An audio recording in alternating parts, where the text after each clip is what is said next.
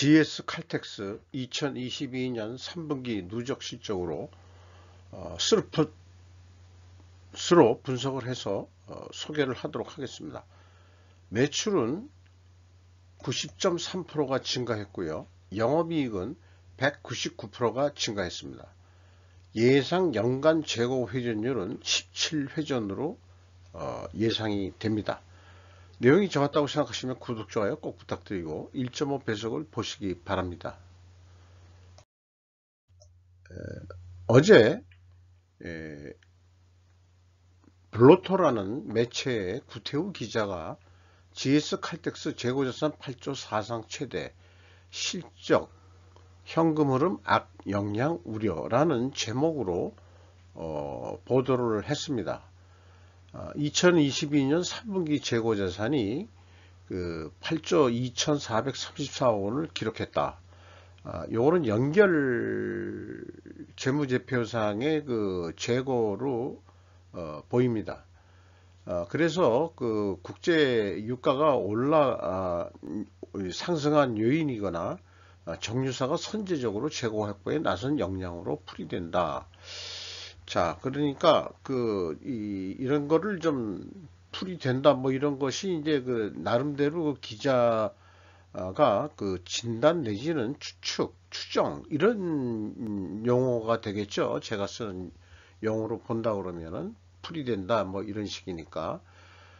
그래서 어떤 GS 칼텍스 입장에서 얘기한 게 아닌 것 같아요.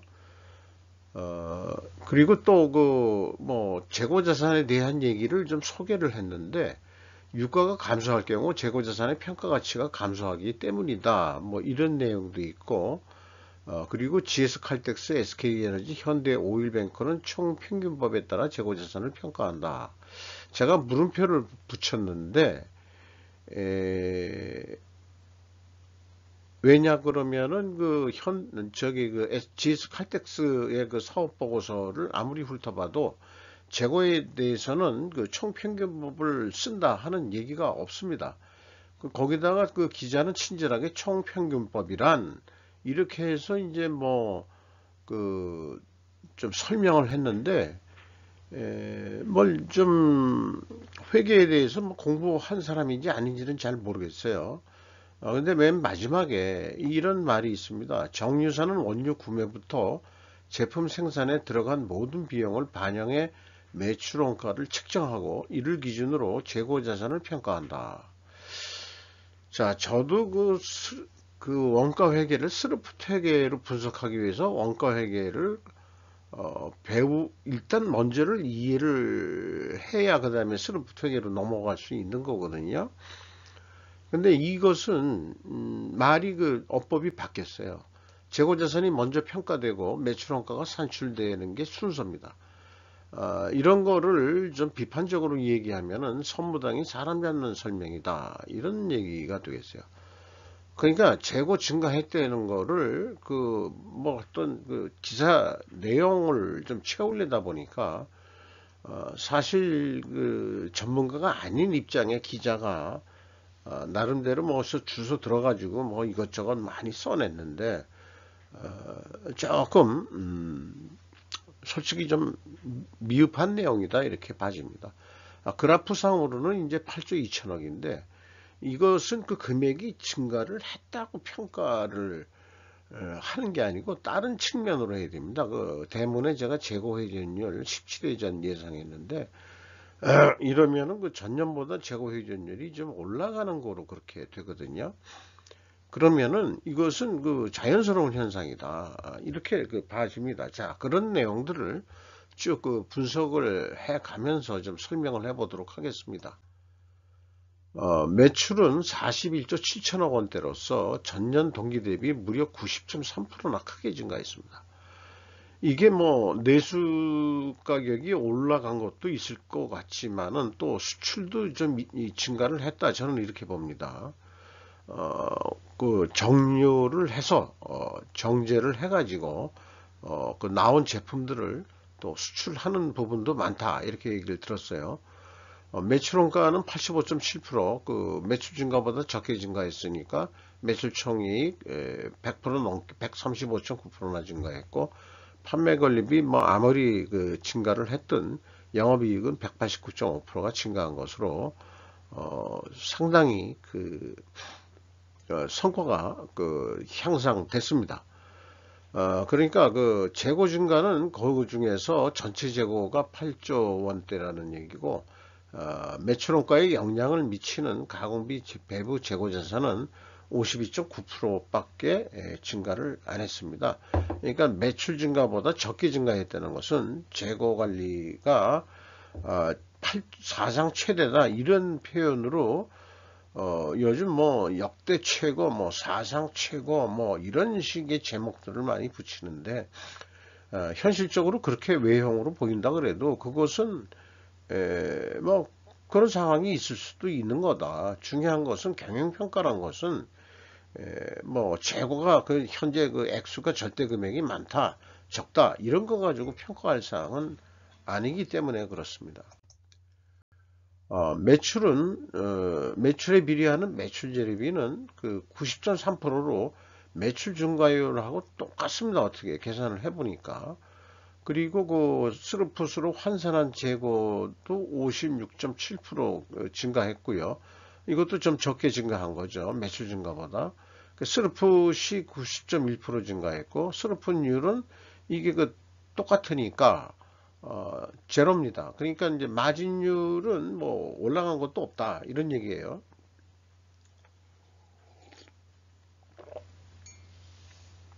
운영비용이 21.7% 증가해서 TOE 생산성이 1.63에서 2.54로 매우 크게 성과가 향상됐습니다. 0.91이니까 거의 퍼센테이지로 보더라도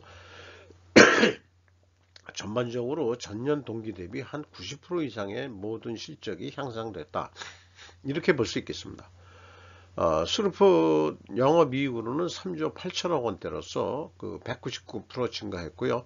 원가회계 영업이익보다는 438억 원이 적은 수치입니다. 이것은 가공비 배부 재고 자산이 증가했기 때문이다. 매출 증가율과 매출 재료비 증가율이 같아. 다만 원재료 가격이나 판매 가격이나 다 같이 인상되었을 것이다.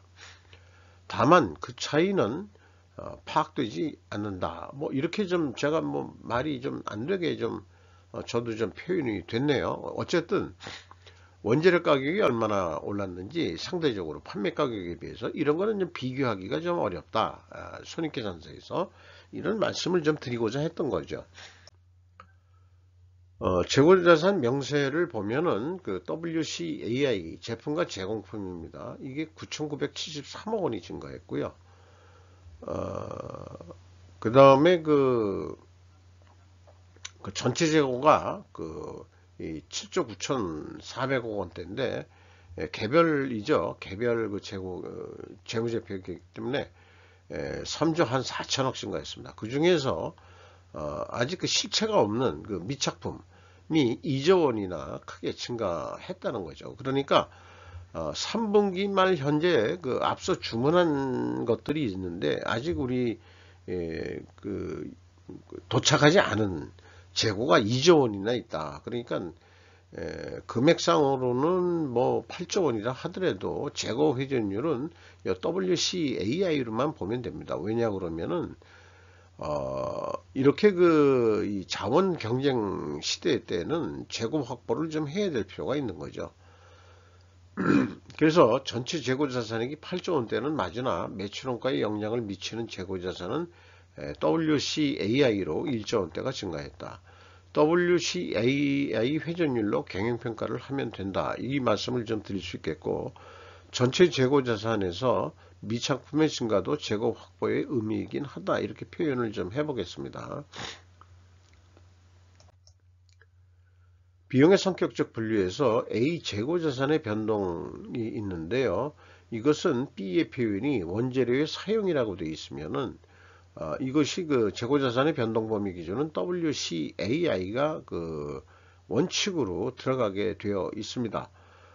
그래서 두 가지를 더한 CSM 매출원가 재료비는 90.7%가 증가했고요. 운영비용은 21.7%가 증가했습니다. 그 다음에 가공비가 금액상 19.6%가 증가했습니다만 총 제조비용 비율로는 2.3% 하락을 했습니다. 이것은 그 원재료가 상승했다.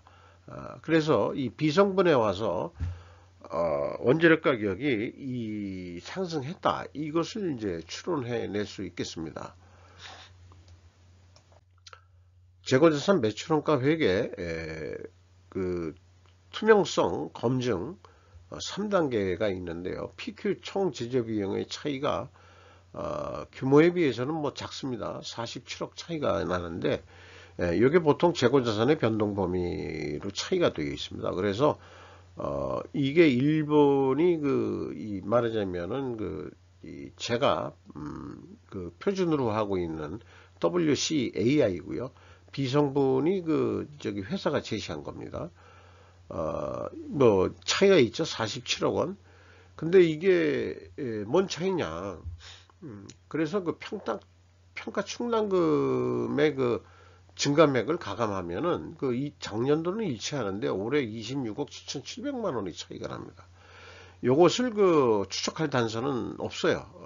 보물찾기 성격 같은데 이것을 아마 밝혀낼 수 있다 그러면은 외부에서 아마 이 대단한 이 전문가로서 마케팅 효과가 꽤 나올 수 있는 그런 소지가 있다고 봅니다. 이 분석에 대한 마케팅 소문으로요. 그래서 이런 차이가 있는 것은 원래는 보통 배통 없는데 이 2단계에서 평가 충당금 이런 차이를 파악해 가는 게 없는데 왜 그렇게 됐냐 그러면은 장부 2번은 장부 금액으로 한 거고요. 1번은 회사가 명세서를 올려놨지만은 재고의 금액들을 취득원가로 다 해놓고 맨 마지막에 몰아가지고 평가 충당금을 표시를 했기 때문에 이런 결과가 나옵니다. 이런 거를 인식하는 것도 이렇게 꼼꼼히 봐야 이렇게 해서 그렇게 됐구나 하는 것을 좀 파악하게 됩니다.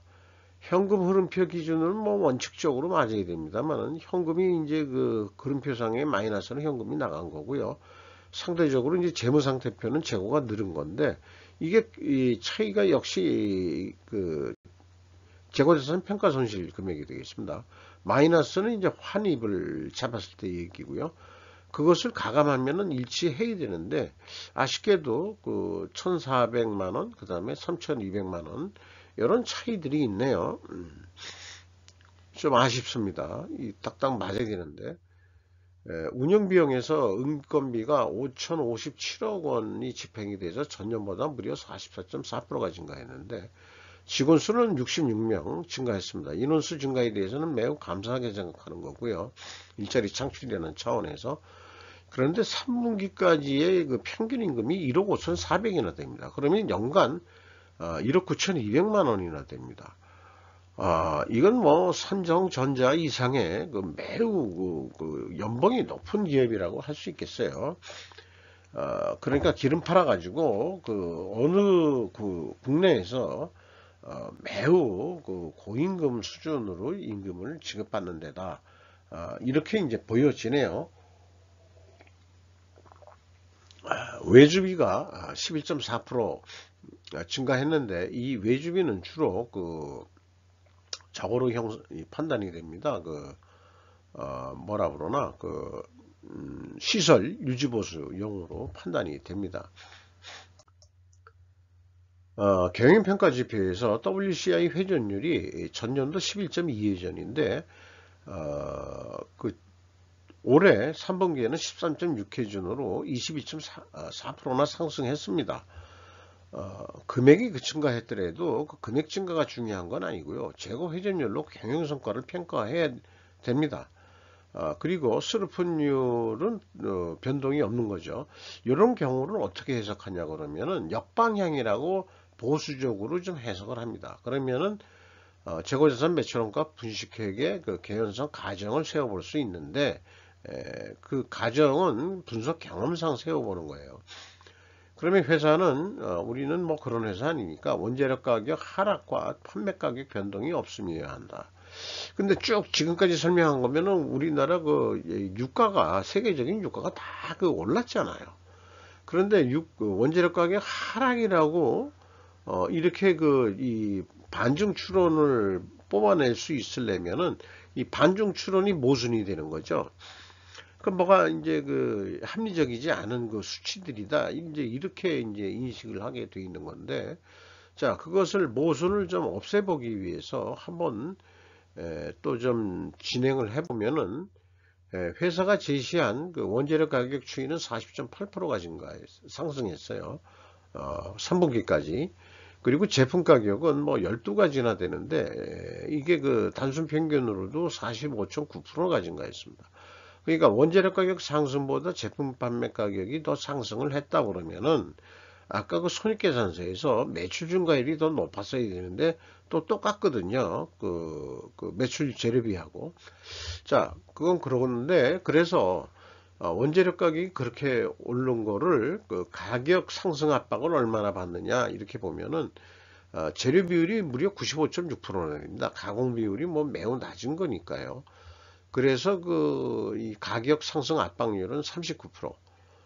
요게 압박을 받았는데 실제 가격을 올린 거는 46% 가까이 된다. 그러니까 한 7%가량이 더 판매 가격을 크게 그 인상을 시켰다. 그러니까 우리 소비자들은 비싼 휘발유나 이 유가를 그 소비했다, 썼다 이런 얘기가 되겠죠. 거기다가 이제 휘발유세를 좀 낮췄는지 어떻는지 모르겠습니다만 그 세금 때문에 소비자 가격은 매우 하는 거죠. 그리고 원유 및 납사의 수입은 대부분 세부론 관련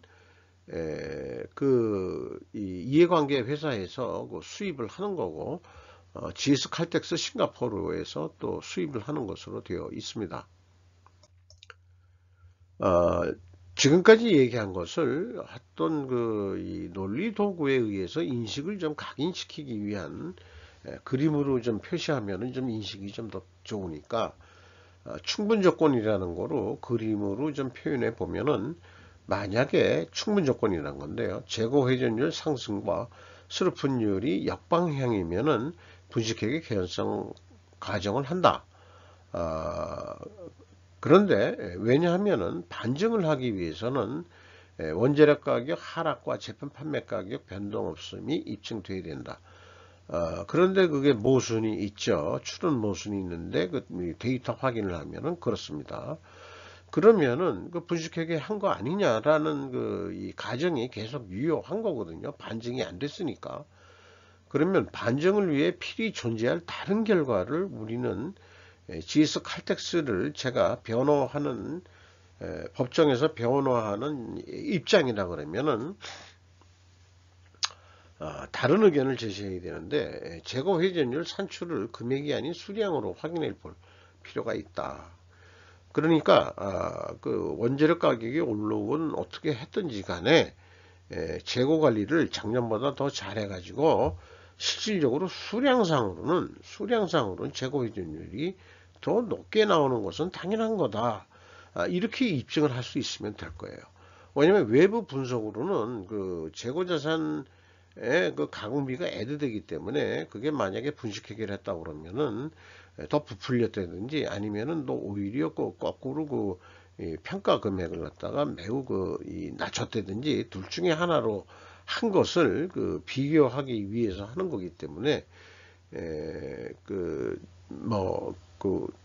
이런 가정을 세우게 됐는데 만약 이거를 반증을 해야 된다 그러면은 수량으로 한번 해봐야 된다. 이 말씀을 좀 드릴 수 있겠어요. 자, 3분기까지 실적을 기준으로 연말까지 매출을 예상해 보면은 53조 4천억 정도 할 거로 예상이 됩니다. 이거를 어떤 한 건 케이스의 그 수출권이나 납품권이라고 비유를 해서 설명하는 게 좀 편해서요. 쭉 계산을 해보면은 5,340만 원짜리 팔게 되면은 480만 원이 남게 되어 있는데, 뭐 5,300에 판매를 하기로 했다. 한 뭐 땡크로리당 그렇게 이제 판매를 하기로 했다.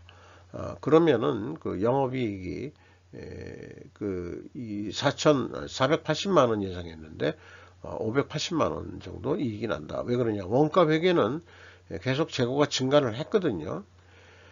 물론 이 견적을 낼 때는 재고의 증감 여부를 영업이 판단할 필요는 없죠.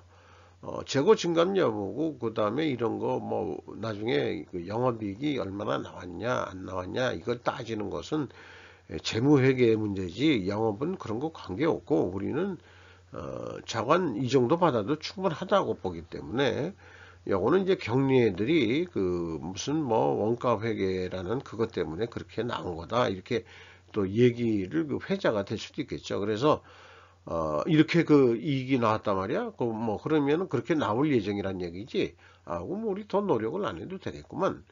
이제 이렇게 이제 그 내부 의사결정이 될 수도 있는 소지가 많다, 이게 원가 회계는. 그런데 이 재고를 50%를 줄여라. 왜냐면은 저기 그 뭐 어떤 언론 매체에서 뭐 사상 최대 재고가 뭐 늘어나가지고 경영과 그 다음에 뭐 현금 흐름의 악영향을 우려한다는 등 뭐 왜 이런 기사가 나오게 만드냐고. 니들은 왜 언론기관에 언론 플레이도 못하고 홍보도 제대로 못해서 그 무식한 그 기자들이 그런 그 뉴스를 보도하게 만드냐고. 뭐 이런 식으로 내부적으로 아마 공격을 좀 비판이 있었을 수도 있어요. 그러니까 또 그 원가 회계를 잘 모르는 뭐 또 어떤 경영진이 있다고 한다면은 재고를 좀 줄이라고. 그래가지고 그 50%를 망에 줄였다 그러면은 그 원가 회계 방법에 의해서 매출 원가가 4,884만 원짜리가 돼가지고, 매출액은 그때 변동이 없죠. 재고가 준다는 것은 판매도 더 이상 안 되고, 그 판매가 그 확정되어 있는 상태에서 재고만 줄이는 경우를 한 거예요. 그러면은 그 영업이익이 300만 원대로 떨어집니다. 그러니까 한 270만 원, 거의 반이 영업이익이 날아가는 거죠. 이게 원가 회계의 문제니까, 원가 회계를 아는 사람들은 재고를 안 줄이려고 노력을 합니다. 그러니까 실제 줄었다 하더라도 그것을 어떻게 해서든지 부풀리려고 하는 심리적인 그 유혹을 받게 돼 있어요. 그러니까 이 원가 회계하는 사람들이 나쁜 사람들이 아니고, 원가 회계가 그렇게 만들고 있다 이게요. 마치 그 바이러스가, 제가 좀 코감기 바이러스가 걸렸는데, 바이러스가 침투하면은 증세들을 이렇게 나타내잖아요. 코가 멍멍하다든지. 참 감기가 오래 갑니다.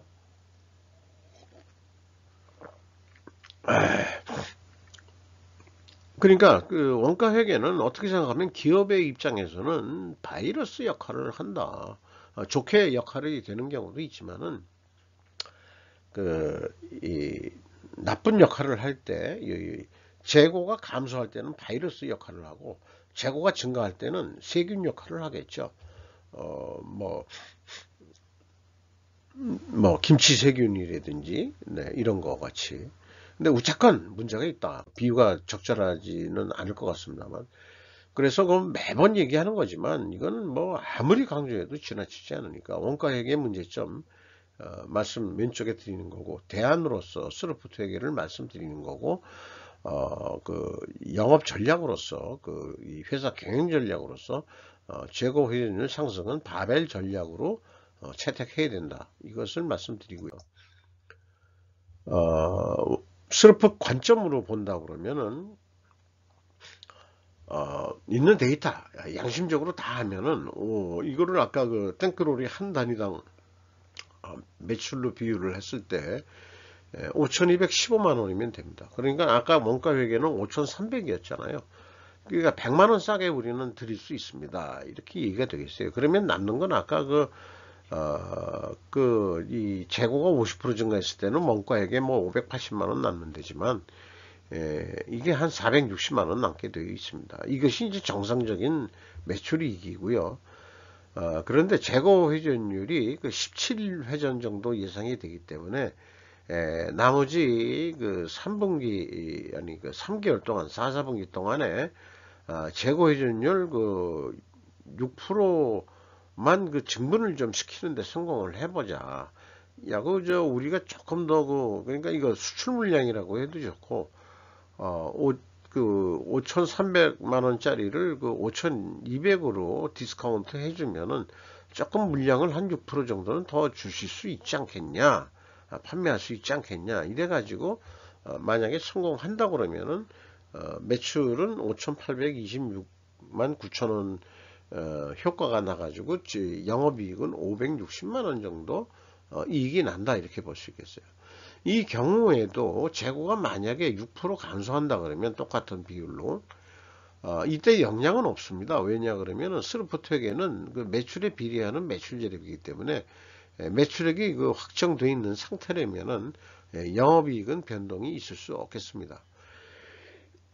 그래서 원가 회계에 의한 판매 가격보다 낮은 가격으로 판매해도 충분히 수익을 올릴 수 있다는 점을 저는 확인하고 그렇게 그 예측 시뮬레이션을 이렇게 돌려봤습니다.